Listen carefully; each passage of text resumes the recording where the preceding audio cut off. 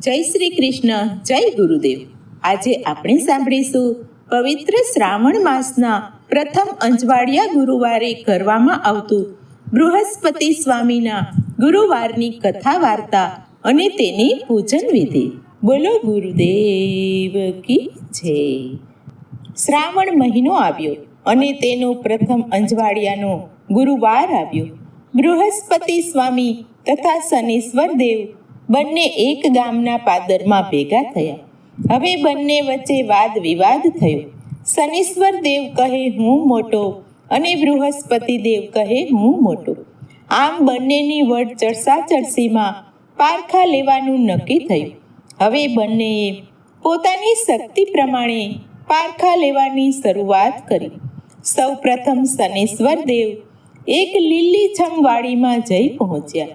બૃહસ્પતિ દેવ સૂકા ભટ્ટ ખેતરમાં જઈને બેઠા. શનીશ્વર દેવના પ્રભાવથી લીલીછમ વાડી હતી તે હવે સુકાવા લાગી, જ્યારે ગુરુદેવના પ્રભાવથી સૂકું ખેતર હતું તે અનાજથી ભરપૂર થઈ ગયું. શનિદેવનો પ્રભાવ આકરો હતો, જ્યારે ગુરુદેવના પ્રભાવથી સુખ, શાંતિ અને વૈભવ મળે છે. ફરી બંને એક તળાવ પાસે ભેગા થયા. શનિદેવ પોતાનો પ્રભાવ જણાવતા ગુરુદેવને કહે છે કે જોયું ને ગુરુદેવ, હું મોટો છું. ખેતરો કેવા લીલાછમ થયા હતા તેને મેં સૂકવી દીધા. હવે શનિદેવે કહ્યું કે ચાલો ફરીથી આપણે પારખા કરીએ. હવે શનિદેવ અને ગુરુદેવ એક તળાવ પાસે આવી પહોંચ્યા. તળાવ પાણીથી ભરેલું હતું તે શનિદેવના પ્રભાવથી સુકાવા લાગ્યું, જ્યારે બાજુમાં જ એક નાની સૂકી તલાવડીમાં ગુરુદેવ જઈને ઊભા. તો ગુરુદેવના પ્રભાવથી તે સૂકી તલાવડીમાં પાણીની શેરો ફૂટવા લાગી અને તે સૂકી તલાવડી પાણીથી ભરાઈ ગઈ. ફરી એ જ વાદ વિવાદ થયો. બંનેએ પોતાનો પ્રભાવ બતાવવા હવે એક ગામમાં જવાનું નક્કી કર્યું. શનીશ્વર દેવ હવે આ ગામના એક વણિકની પેઢીમાં જઈને બેઠા. થોડી વાર થઈ હશે ત્યાં તો શેઠને એક પછી એક માઠા સમાચાર આવવાના શરૂ થયા. તેના વેપારમાં ખોટ જવા લાગી. પોતાના વહાણ પાછા આવવાના સમાચાર આવ્યા. ખેતરમાંથી બળદ મર્યાના પણ તેને સમાચાર આવ્યા. આવા એક પછી એક માઠા સમાચારથી શેઠને હવે વિચાર આવ્યો કે આપણી પેઢીમાં કોણ આવીને બેઠું છે કે કોઈ સારા સમાચાર મળતા જ નથી. ત્યારે વણોતરે શેઠને કહ્યું કે બહાર એક બાવાજી બેઠા છે. શેઠે વણોતરને તેને અંદર બોલાવવાનું કહ્યું. ત્યારે શનિદેવ અંદર આવ્યા. શેઠે પૂછ્યું કે હે બાવાજી, સાધુ મહાત્મા, તમે કોણ છો? તમારે શું જોઈએ છે? તમે આવ્યા ત્યારથી અમારી પેઢીમાં સારા સમાચાર આવતા જ નથી. અમારા ધંધામાં નુકસાની જાય છે. ત્યારે શનિદેવે કહ્યું કે હું શનીશ્વર દેવ છું. મને સવાશેર અડદ, તલનો લાડવો અને એક કાળો ડાબો એટલે કે એક કાળું કપડું આપો. આ આપશો એટલે હું જતો રહીશ. આટલું આપશો તો હતું તેવું તો નહીં થાય, પરંતુ તમે ખાતા પીતા અને સુખી રહેશો. હવે આ બાજુ બૃહસ્પતિ સ્વામી પણ એક ગામમાં ગયા. ગામની એક નાની હાટડીમાં તે જઈને બેસે છે. હવે આ ગામના વાણિયાને તો ખૂબ વેપાર વધી જાય છે. તેની આવક વધવા માંડી. તેથી વાણિયો વિચાર કરે છે કે આજે આપણી હાટડીએ કોણ આવ્યું છે. જઈને સ્વામીજીને પૂછે છે કે હે મહારાજ, તમે કોણ છો? તમારા આવ્યાથી અમારે આજે ખૂબ જ વેપાર થયો છે. ત્યારે બૃહસ્પતિ સ્વામીએ કહ્યું કે હું બૃહસ્પતિ સ્વામી છું. મારે આજે ભોજન કરવું છે. કોઈ બ્રાહ્મણનું ઘર હોય તો ત્યાં જઈને જમો.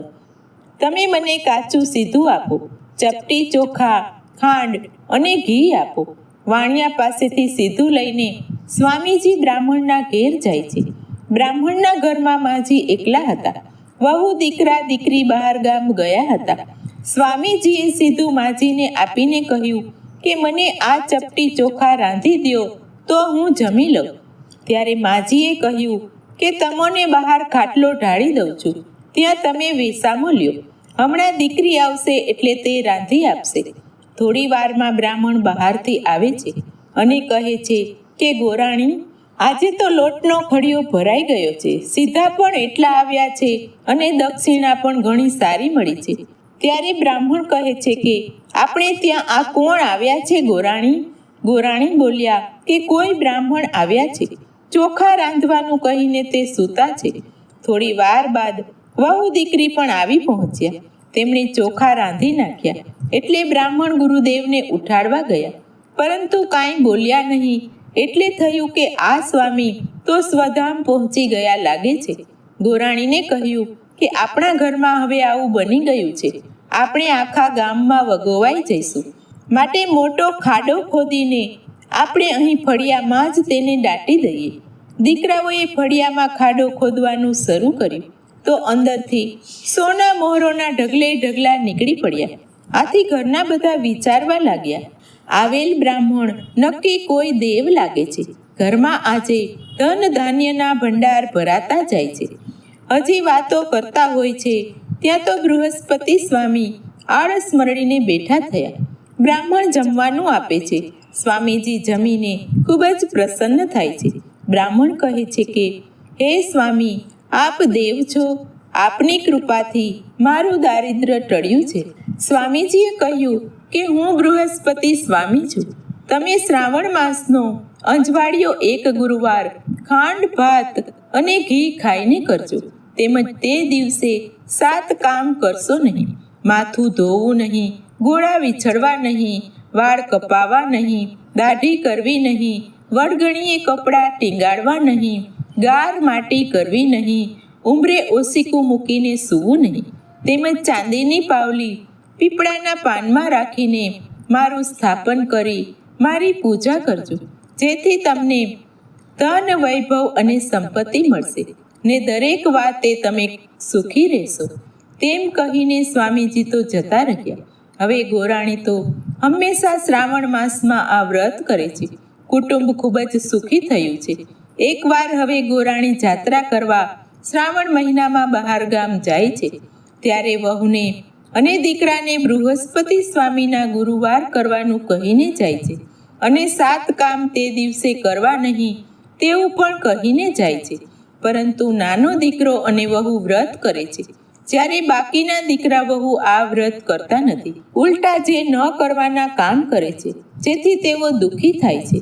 નાની વહુ દીકરો સુખી રહે છે. ગોરાણી યાત્રાએથી પાછા વળી ઘેર આવે છે. બીજા દીકરાઓની આવી દશા જોઈને તે ખૂબ જ દુઃખી થાય છે અને જંગલમાં બૃહસ્પતિ સ્વામીને ગોતવા જાય છે.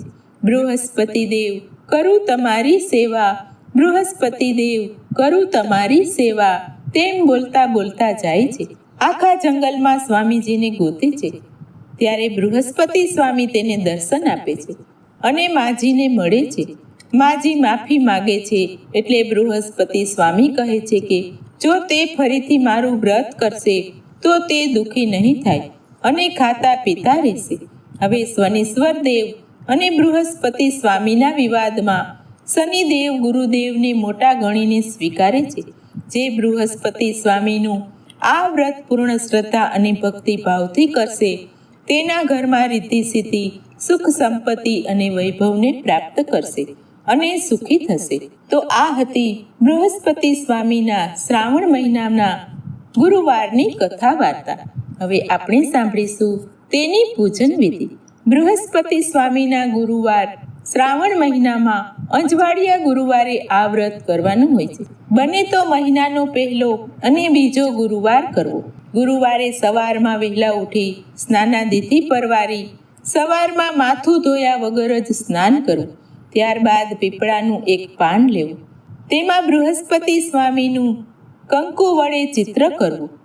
ત્યારબાદ એક બાજોટ પર સફેદ વસ્ત્ર પાથરી તેના પર પીપળાનું પાન મૂકી તેમાં સોપારી, ચાંદીની એક ગીની કે સિક્કો લેવા અને તે મૂકવા. ત્યારબાદ એક વાટકીમાં ચોખા, 8 શેરવાળો 8 ગાંઠવાળો સૂતરનો દોરો બનાવો. પછી એક વાટકી ચોખા તથા સૂતરના 8 વડા દોરાની વાટ કરી તેનો દીવો કરવો. ત્યારબાદ બૃહસ્પતિ સ્વામીનું નામ સ્મરણ કરતા કરતા બૃહસ્પતિ સ્વામીની પૂજા કરવી. બૃહસ્પતિ સ્વામીને અબીલ, ગુલાલ, કંકુ અને પુષ્પ ચડાવવા. ત્યારબાદ 1 વાટકી ચોખા, 1 વાટકી ઘી અને 1 વાટકી ખાંડ ધરવા. ત્યારબાદ બૃહસ્પતિ સ્વામીની આ કથા વાર્તા સાંભળવી. એક ટાઈમ જમતી વખતે પૂજાનું સ્થાપન રાખવું. તેમાં 1 વાટકીમાં ચોખા લઈ તેની 8 ઢગલી કરવી. 1 વાટકીમાં ખાંડ રાખી હોય, 1 વાટકીમાં ઘી રાખવું. ત્યારબાદ દીવો કરી 8 મુઠ્ઠી રાંધેલા જે ચોખા હોય તેમાં ઘી અને ખાંડ નાખી તેમજ દૂધની સાથે ખાવું. આ દિવસે બને ત્યાં સુધી સફેદ વસ્તુઓ ખાવી અને એકટાણું કરવું. આ સિવાય કંઈ ખાવું નહીં. દહીં પણ ખાવું નહીં. સાંજે પીપળાનું પાન તથા સોપારી અને જે દોરો હોય આગલા વર્ષનો તે પીપળાના થડમાં કે મંદિરે મૂકી દેવા. ચાંદીની ગીની અને નવી સોપારી તેમજ દોરો હોય તે તિજોરી અથવા તો પૂજામાં રાખવા કે જેથી ઘરમાં ધન, વૈભવ અને સુખ સંપત્તિ રહે છે. અને પાટલા પર રાખેલા જે ચોખા, ઘી અને ખાંડ હોય તે પાછા ડબ્બામાં ભરી દેવા જેથી ઘરમાં ધન ધાન્યના ભંડાર ભરેલા રહે છે. વાટકીમાંના જે ચોખા હોય તે મંદિરે મૂકવા હોય તો મંદિરે મૂકી દેવા. આ રીતે પૂર્ણ શ્રદ્ધા અને ભક્તિભાવથી બૃહસ્પતિ સ્વામીનું વ્રત કરવું, તેની પૂજન વિધિ કરવી. બને તો શ્રાવણ મહિનાના અંજવાળિયા પહેલા ગુરુવારે કે બીજા ગુરુવારે આ વ્રત કરવું, જેનાથી ઘરમાં ધન, ધાન્ય અને સુખ સંપત્તિ રહે છે અને બૃહસ્પતિ સ્વામીના, ગુરુદેવના આશીર્વાદ પ્રાપ્ત થાય છે. તો આ હતી બૃહસ્પતિ સ્વામીના ગુરુવારની કથા વાર્તા અને તેની પૂજન વિધિ. બોલો ગુરુદેવ કી જય. બોલો શનીશ્વર દેવ કી જય.